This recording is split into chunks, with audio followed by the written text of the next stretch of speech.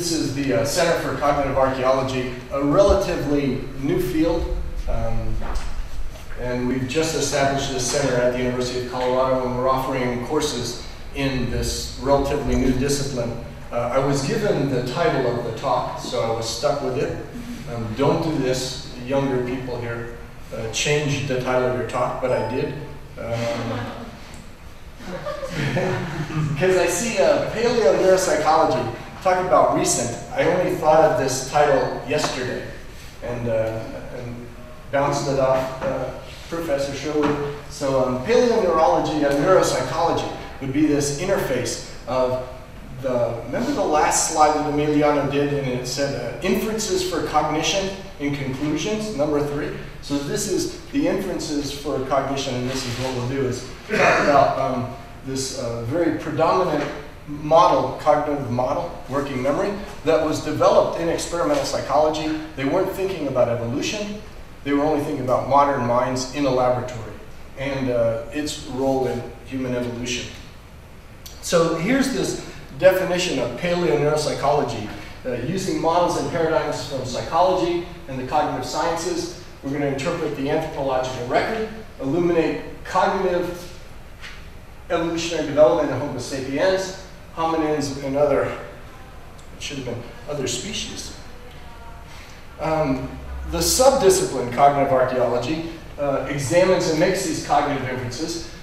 Archaeology is the material things that are left, like stone tools, the things that are left after stone tools, food remains, ash from fires, the organization of living space, everything that has also been disturbed by subsequent behavioral activity and by nature. And we make inferences from archaeology about what people were thinking, about language, about abstraction, about symbolic structures, and about modern thinking. So what is cognitive archaeology? Asks questions and tries to answer. Let's take it from Emiliano's idea that this interparietal sulcus expanded in Homo sapiens compared to Neanderthals. And the IPS, some of the neurons in the IPS are highly selective for numbers. The appreciation of numbers is called numerosity. And so what might this, let's do inferences for cognition. What might this suggest about differences in Neanderthals and numerosity? First of all, let's talk about numerosity itself. In the literature on numerosity, they say there's 2 core functions. One is subitization. And subitization is the sudden recognition, it comes from a Latin word meaning sudden, only coined in 1948.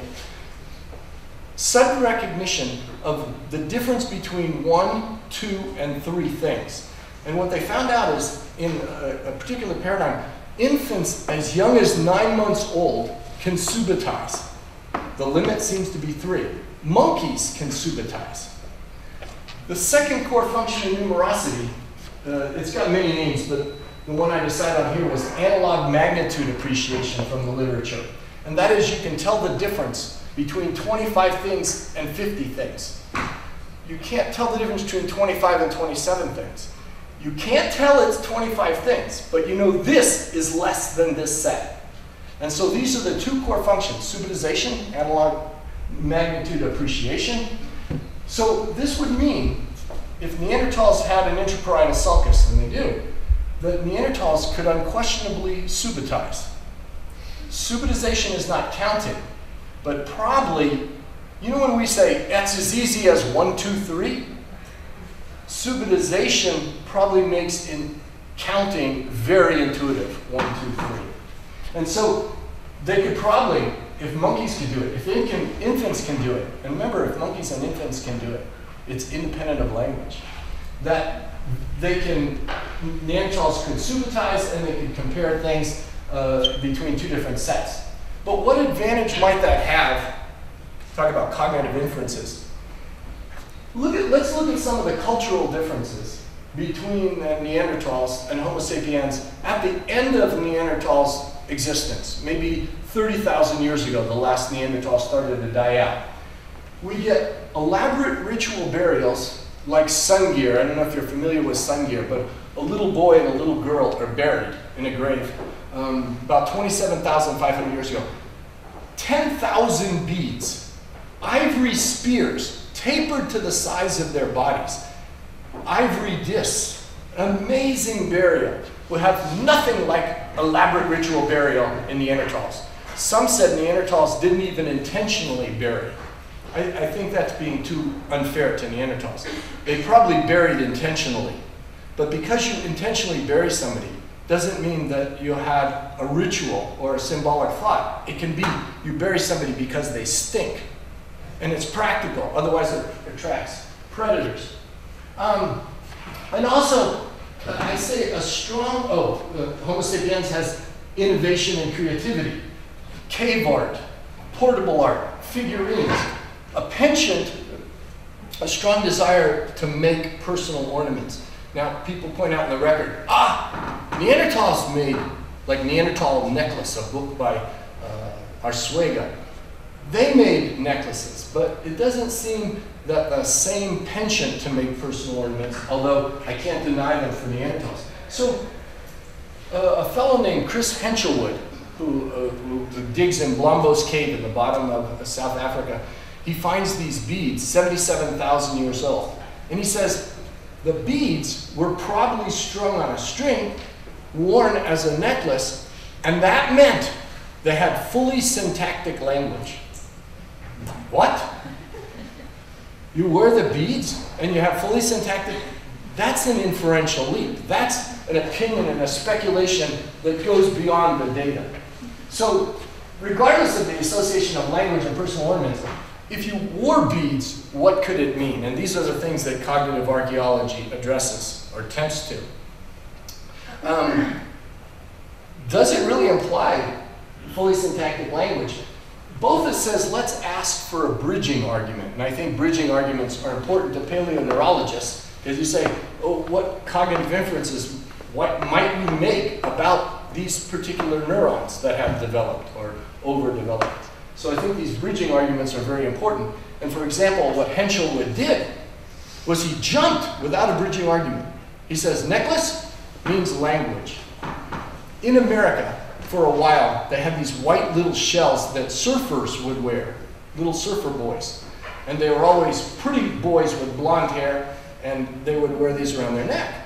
And I just could imagine walking up to a surfer boy and saying, what do these beads imply? Because all the surfers wear these white puka shells, they were called.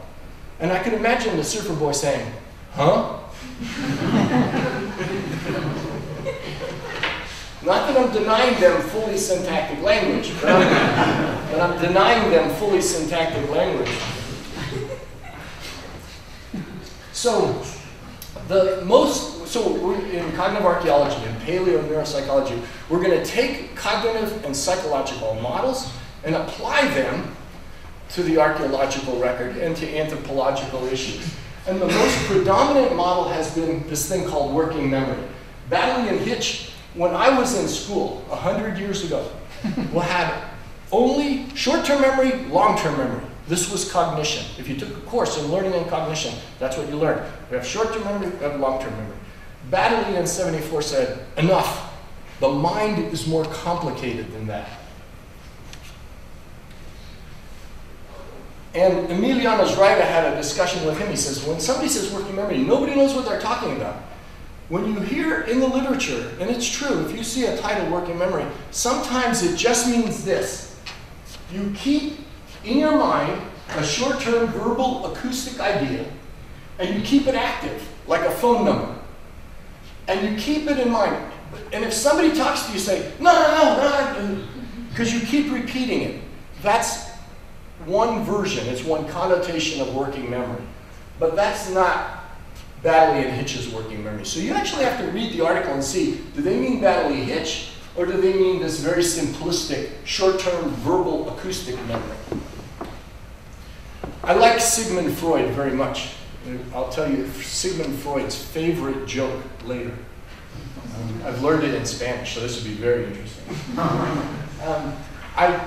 Freud had a model of the mind in a pyramid, and up in the top was the ego. So in Baddeley Hitch's complex model would have a central executive. This is akin in neuropsychology to something we call executive functions of the frontal lobes. And these, if there's like a homunculus, like a little person driving us, that's the central executive. It makes decisions, it pays attention, it selects what to pay attention. Very important. A critical function of the central executive is inhibition. So you don't always say what you mean. You keep yourself inhibited. Remember the id in Freud's model? There's all these passions that the ego and the superego must control. Well, the central executive does the same thing.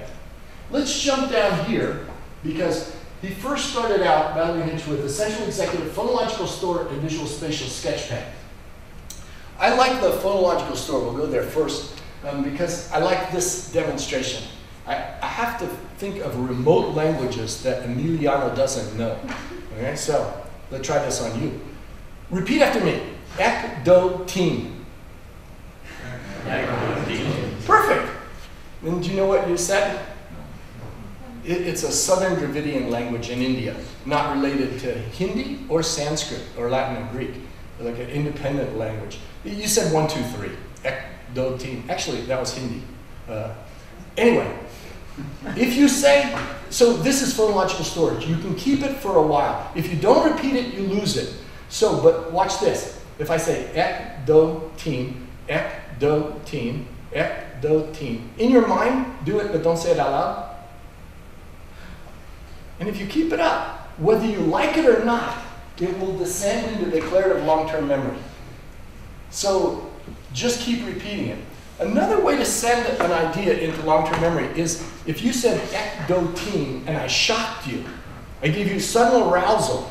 The memory trace associated with sudden arousal, it can be emotional or it can just be a physical shock, will also, it's called one-trial learning. We'll send it into long-term declarative memory. So that's the phonological store. It's this articulatory loop. It can be vocal.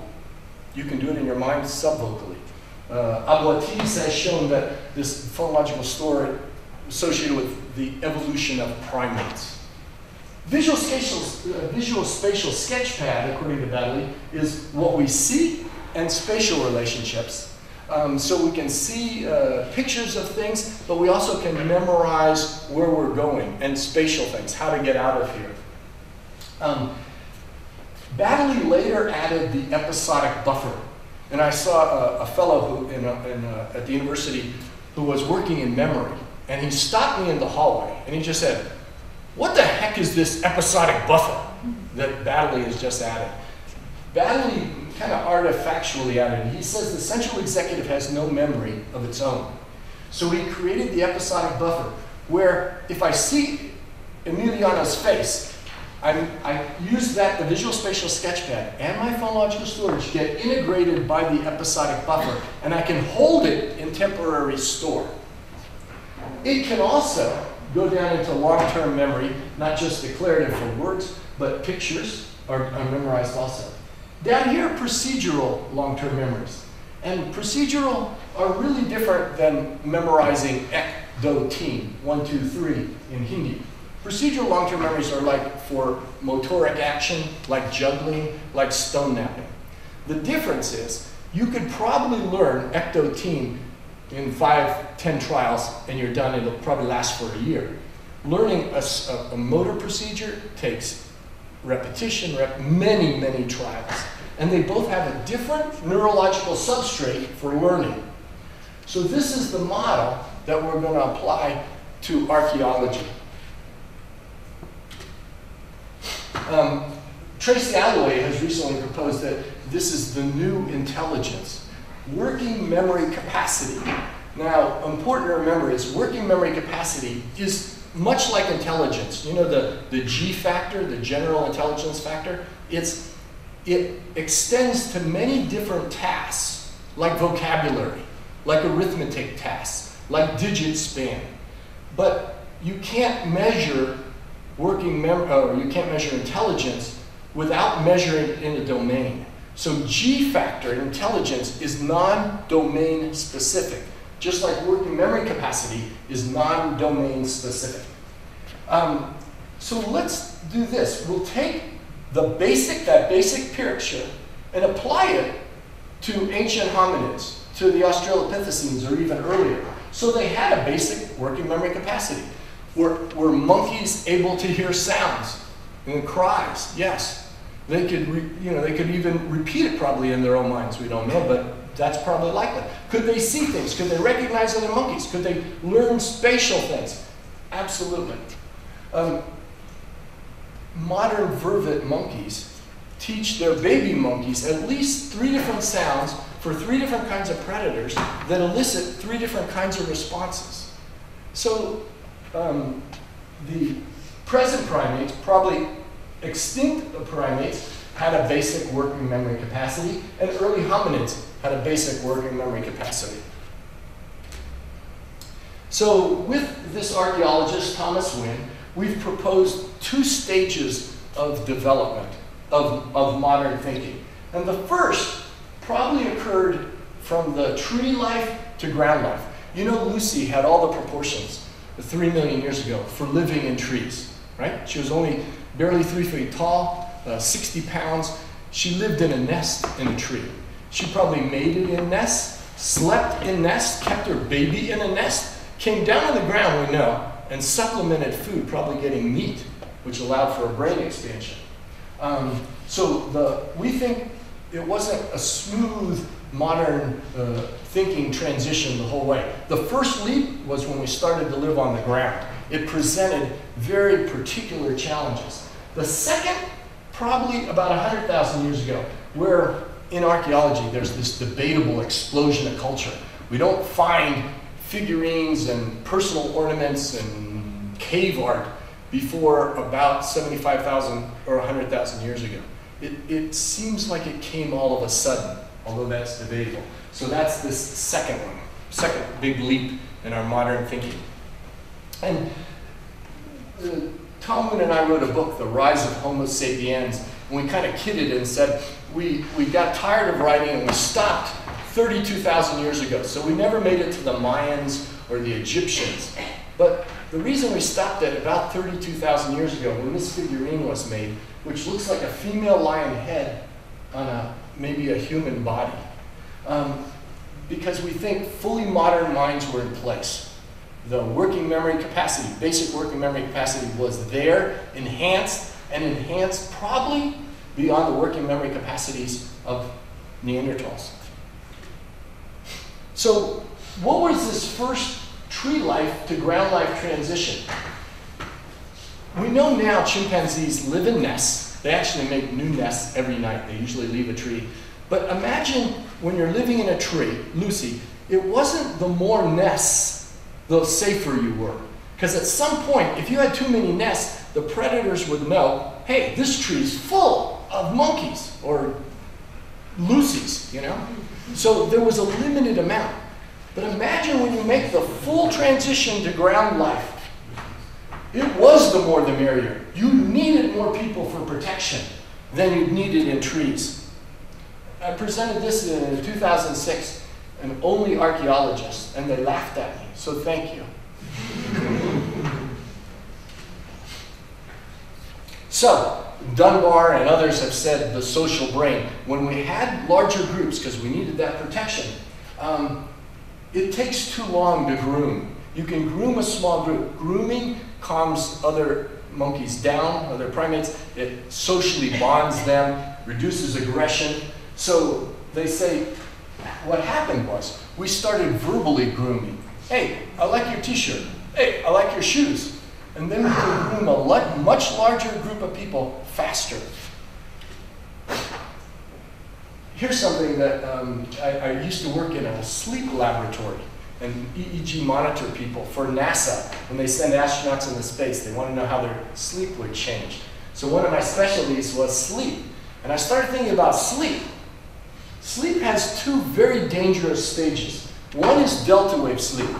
You know, have you ever been woken up when you first go to sleep, like a phone rings or something? It's tough to wake up. And sometimes when you wake up in delta wave, which all primates have delta wave sleep, it takes you a while to think where you are.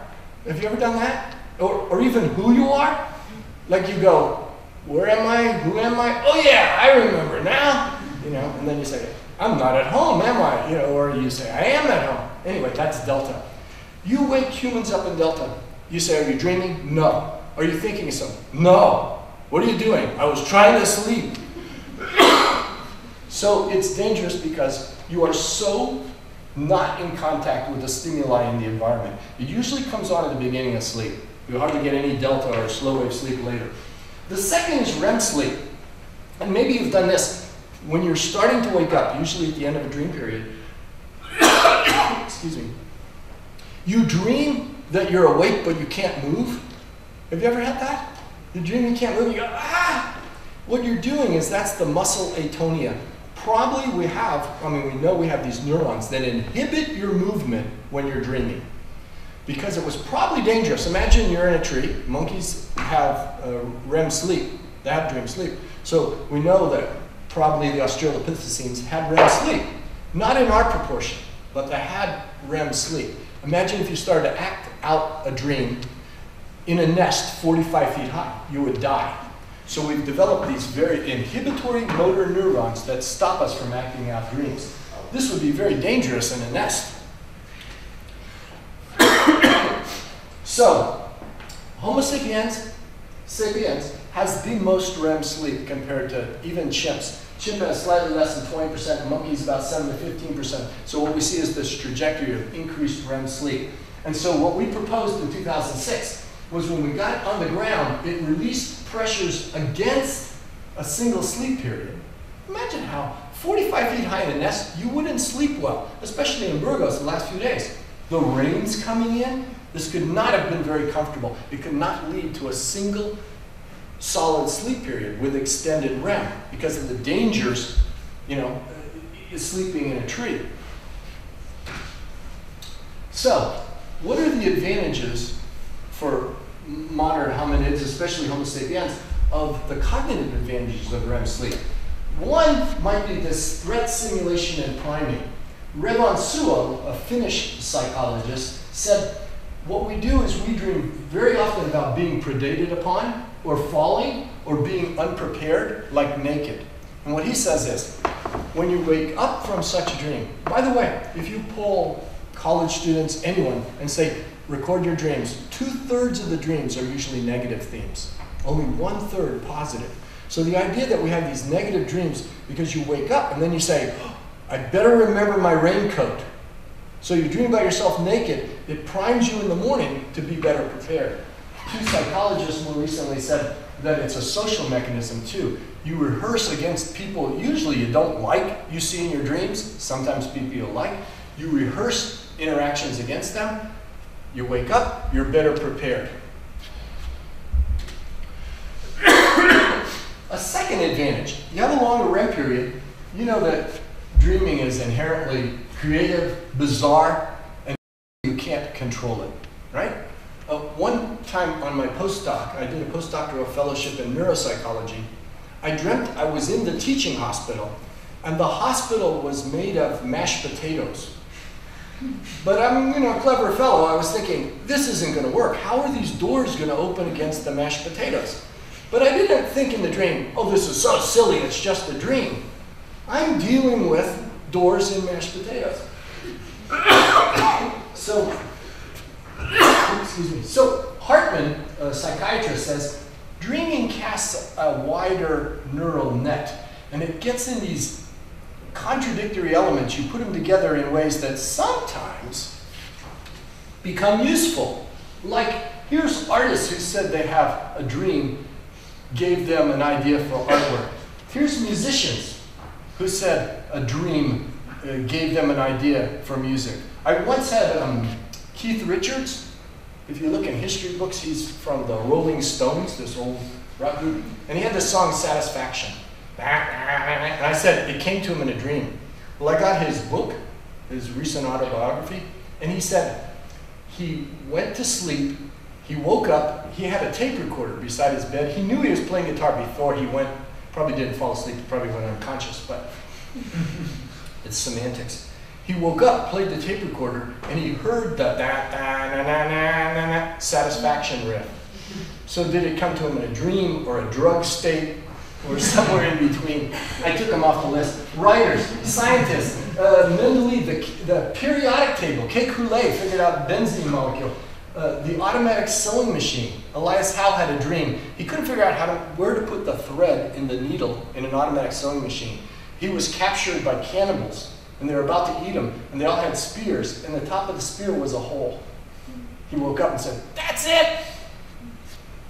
Mathematicians. Interestingly, you poll mathematicians, 50% of current mathematicians said a solution to a math problem came to them in a dream. So this extended REM period could have been very beneficial creatively for Homo sapiens.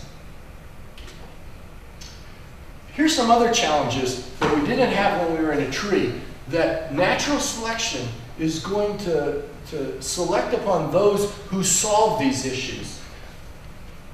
Fire. Fire had no place in a tree. That would be a real bad idea in a nest. Agreed? D'accord? But you get on the ground, you can use fire for protection, you can use it for warmth, you can change the edibility of foods and make the food safer. You can fire harden your spear, you can socially bond, almost hypnotized. Imagine a campfire where you're camping and you're all looking in the fire and talking and bonding. And you can, thanks to Natalie, you turned me on to this one, you can extend time. Like, you can stay up later because of fire. You can be more productive. Tool usage. We come down to the ground. We had mode 1 tools when we were in trees, but mostly just for nut cracking and butchery. Mode 2 bifaces, they were carried around for a future use. You can make flakes from them. You can shave wood. They were a permanent object in daily life. You can use them for protection. You can use them for predation now, to attack and get other kinds of meat rather than just scavenging. And you can, did you notice that bifaces, many of them, they don't look like they were ever used? So they were probably, one idea is they were sexual selection. The stone tool knapper would go, "Hey, baby, look what I can do." You know, and they showed this stone tool. And by the way, I don't mean to be sexist, but you know, economically, sperm is cheap. Eggs are very expensive. So I'll bet there were more male stone nappers than females, if primarily they were used for sexual selection. Also, you had to find shelter. You didn't have these nests, so you had to replace it with something to protect you from the elements, probably rock shelters, caves, which again would expand sleep, give you a safer place to sleep. Home ranges expand. Compared to the Australopithecines, Homo erectus, who made the full ground transition, greater demands on visual spatial memory. They had up to 10 times a greater range. Remember the visual spatial sketch pad? Now, those who had an expanded visual spatial sketch pad, who could remember more things, could remember where to get certain foodstuffs, where to get water, where there's dangerous places, where the best shelter is. So we're going to see natural selection for certain parts of that working memory model and its components. There was this weed hypothesis. They said erectus was never really highly concentrated, but more like weeds. They kept coming out of Africa and going all over the world. And so, thus, this is updating Catchell and Harris, is becoming a weed species was both a consequence of expanded working memory capacity and a cause, because we're going to naturally select upon those who can remember these places and go more distant places to gain more resources. So greater working memory capacity was being naturally selected for as a result of that full ground transition. Okay, what would this mean for the overall concept of this working memory capacity? Natural selection is going to select for enhanced visual spatial sketchpad because you can know faces, you can know who's cheating, who doesn't cheat, who's trustworthy. You can maintain procedural memories better, like stone napping, and those who can remember locations and faces and acquire stone napping skills are more likely to survive and reproduce. Expanded phonological storage capacity allows for the beginnings of proto-language. The more you could store on this 10 temporary acoustic articulatory loop. The more you can store, the more you can receive information, the more you can give information. The expanded episodic buffer is another possibility for the working memory expansion. Both the visual spatial sketchpad and phonological storage capacity, you can get expanded episodic buffer. According to Baddeley, if you had an expanded episodic buffer, temporarily things you bring up, you could bring up more things if you had an expanded buffer. And that allows you, like you have a problem. You bring up previous solutions, but Baddeley says it isn't just about choosing the best previous solution. Baddeley said it's about you can now simulate in your mind, I wonder if I took this solution and this solution and made a new solution. So you can actually create a new solution. So you can simulate alternatives in this episodic buffer. Another experimental psychologist, Tulving, he called this episodic buffer, he had a name for it well before Baddeley thought it, 30 years earlier. He called it episodic memory. And these episodic memories are autobiographical memories. You'll remember it for a place, a time, and an emotional feeling that you have. So Tulving proposed autonoetic thinking. And Dr. Sherwood, you mentioned in your mind going forwards and backwards. This is autonoesis. And the other thing, the interesting thing about this is you can imagine future scenarios and you go, I could do that, you know what, I could get hurt. I could do this, I might not get hurt. You can also go back in time and say, I wish I hadn't done that, but I can do this in the future. I started to think, where in the archaeological record are we clear that they recognize that time, because you can go forwards and backwards, is relative, it's subjective. And I thought, where do we absolutely know, archaeologically, that they realized the future did not have a one-to-one correspondence with the present? And I thought for sure 4,000 years ago, the Egyptians had these little ushabtis. And if you were rich, you got buried with a little guy like this, a little statue. And you got buried, if you were rich, with 350 ushabtis, one for every day of the year. Now you're thinking, but there's 365 days, and the Egyptians knew that. You know why they only had 350? Because they had 15 days off. This is what they wrote. They gave their little ushabtis a holiday. So, for sure, and they buried ceremonial food. So they knew that the future wasn't exactly like the present. That's autonoesis. But how much earlier can we grant in the archaeological record autonoesis? And I think it's Sungir, that ritualistic burial I told you about. Whoops, can I go back? Maybe I have a slide in the future here, but in this ritualistic burial in Sungir, and I think I do, remember that I told you about the ivory spears? Typically, ivory is too soft to hunt with. With all these beads, they invested an inordinate amount of time in the beads, and they put them in a grave. Most archaeologists feel like that they knew that there was an afterlife, that's kind of supernatural. They knew there was an afterlife. And they buried these spears tapered to the size of the little boy and the little girl. Too soft to hunt with, not fire hardened at all. So I thought maybe that's the earliest we can grant autonoetic thinking. And that's again why Tom Lynn and I think that modern minds were fully in place by about 32,000 years ago to 27,000 years ago.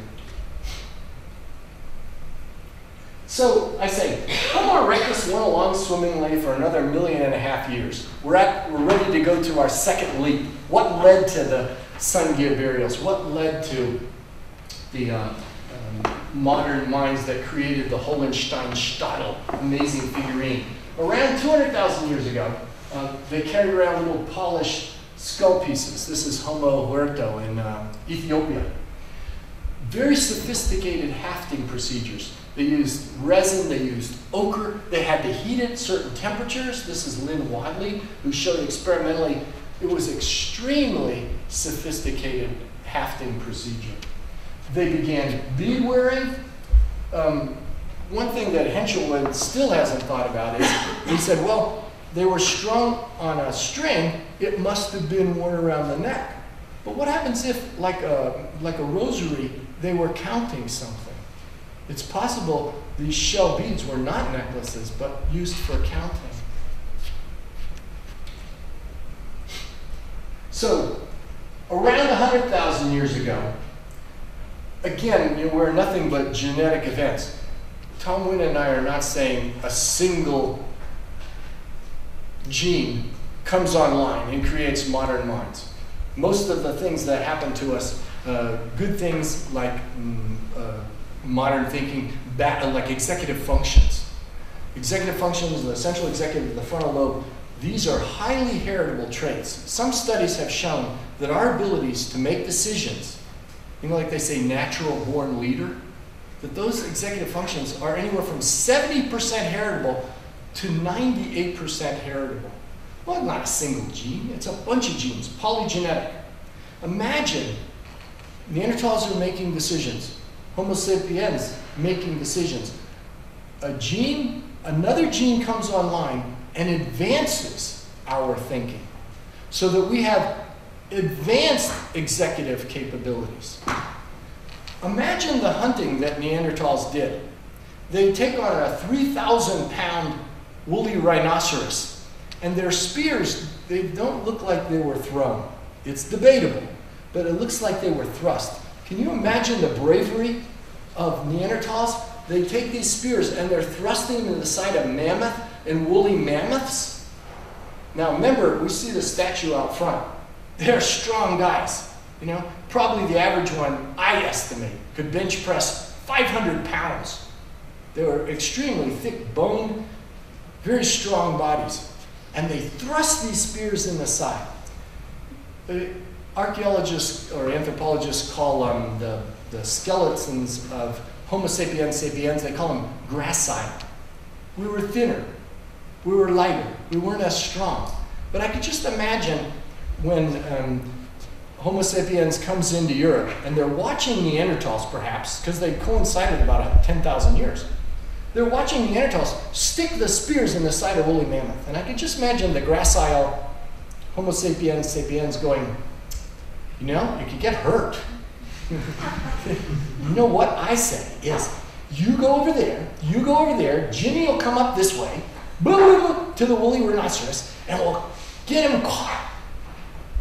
And somebody might say, you know what, Jimmy might get hurt. How about if Jim, they plan, instead of just, let's roll and stick the spear in the side, they were able not to fight Neanderthals, but they outcompeted because they could get more resources from the same environment. They could extract more resources from the same environment. Or even you have the opposite result. The Neanderthal eat the rhinoceros while the modern humans keep on discussing on how to eat. There is that possibility that but at the same time, the ultimate evidence, and I know some don't like this, is we're here, they're not. Was it just coincidence? I don't think so. I mean, the idea that Tom Wynn and I have is that we outthought them.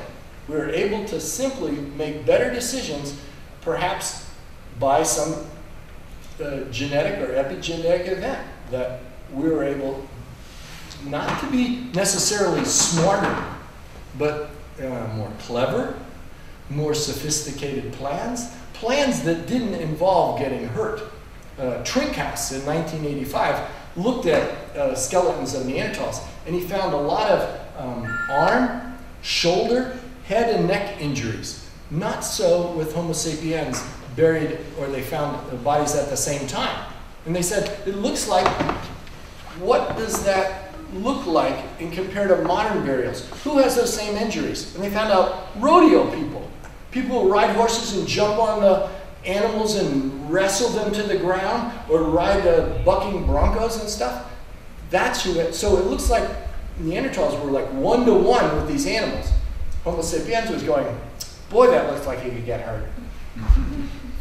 That's how I imagine it anyway. So, not a single gene, but a polygenetic influence that comes online and joins some other genes that enhances working memory capacity. Now, how could this happen? If Homo sapiens was all over the world, if there's a beneficent gene that happens in Africa, how's that gene going to make it all over the world? Well, interestingly, from genetic studies, and I think you've heard this, is that all people, right now, genetic information can trace back, a little controversial, to about 2,000 humans. There was a population bottleneck in the world. All of us can trace ourselves to this last out of Africa, many out of Africans, but the last out of Africa, somewhere about 75,000 years ago. Debates is, why did the population bottleneck? That some people say a volcano explosion, Toba in Indonesia, we don't know.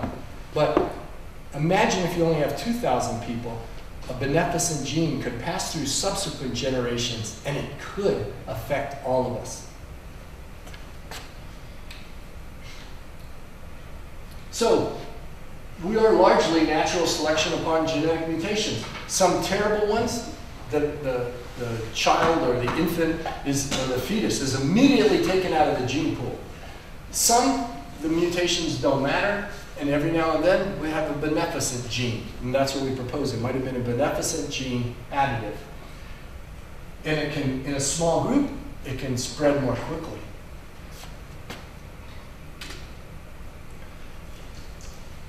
So we labeled this now, remember we talked about a basic working memory, an expanded working memory with Homo erectus, and now Tom Wynn coined this phrase, enhanced working memory. And so they come out of Africa. Around 45,000 years ago, Homo sapiens comes into Europe and just sweeps through. And it just looks like Neanderthals this time kept retreating and retreating until the last Neanderthal probably maybe died in Portugal. And those descendants who had swept into Europe, they had the fully modern minds that led to that Shuttle figurine. They found that, by the way, in southwestern Germany. The interesting thing about that figurine, too, probably reflecting fully modern mind, is it's about 11 inches high. And that makes it really unusual because it was so big. I was sitting around drinking beer one night with archaeologists. Because I'm a psychologist, I don't get to do that, because they go on digs and apparently they drink heavy like that. And I've never been on a dig. I'm just a psychologist. So we sat around this table and I said, like a little boy, I said, what's the coolest thing you ever found?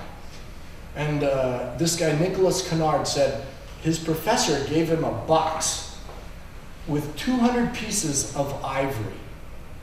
And Kennard said, I put it together, and it was the Shuttle figurine. Could you imagine when he finished and he goes, my goodness, it looks like a lion's head on a human body. One archaeologist who looked at it and said, it was probably an accident. The artist started with an animal and then accidentally caused a human body. I don't think so. It doesn't seem very likely. I think it was intentional. Furthermore, maybe it was a metaphor. People are like lions, and lions are like people, perhaps. So, our evidence for enhanced working memory, the Shuttle figurine about 32,000 years ago. Oh, by the way, very interestingly too, they found one maybe an inch high, an inch and a half, exactly like the Shuttle figurine, dating from the same time. I thought that was cool. And the highly ritualized burial, murder! I was just at Bordeaux from the European meeting for human evolution about a month ago. A Russian woman did not show up for her paper, but her abstract, she re-examined the little boy, the little girl, and an adult that was buried near them. All it looks like at the same time. And it looks like the girl was ritualistically murdered. The skeletal remains show it may have been a knife going in her. The adult, also buried, looks like murder. So we have another wonderful archaeological mystery. So, in summary, Neanderthals just couldn't compete with these flexible, creative, innovative minds of Homo sapiens sapiens. Homo sapiens could extract many more resources from the same environment, master their environment, and more quickly and fully than Neanderthals. And so this talk summarizes my work with Tom Nguyen, it's been a pleasure to work with him. Mostly he takes my ideas and he says no. But many of them he says yes, and those are the things that we have published. So I do need some inhibition, and Tom Nguyen, if you've ever met Tom Nguyen, you know he's my super ego. He tells me, no, I don't think so. No, but maybe, okay. So, and that's how we've managed to work together. This student, Karen Lee Overman, has helped us greatly. Just this last Christmas, almost a year now, we founded this new center for studies in cognitive archaeology. And the center, this is the URL, we've decided that we'll offer these unique courses in paleoneuropsychology and paleoneurology and cognitive archaeology. And so we decided we would look for the most amazing courses that one could ever put online for all students, undergraduate, graduate. If you take 4 classes with us, you can get a certificate. This sounds like an advertisement, doesn't it? But it's an opportunity, because the first person we hire is the most preeminent paleoneurologist in the world, Emiliano Brunner, who has now been teaching for us. He's our only course so far, online, and you can take paleoneurology with Brunner from anywhere in the world and earn a credit or non-credit, earn a certificate if you take 3 more classes. And we hope to have this wonderful lineup. We also have this semester Neanderthal cognition, taught by Professor Nguyen and myself. We have rock art with Ian Davidson, all kinds of wonderful things coming online for our students throughout the world at any age. So maybe 10 minutes early, not bad. That's my talk. Thank you.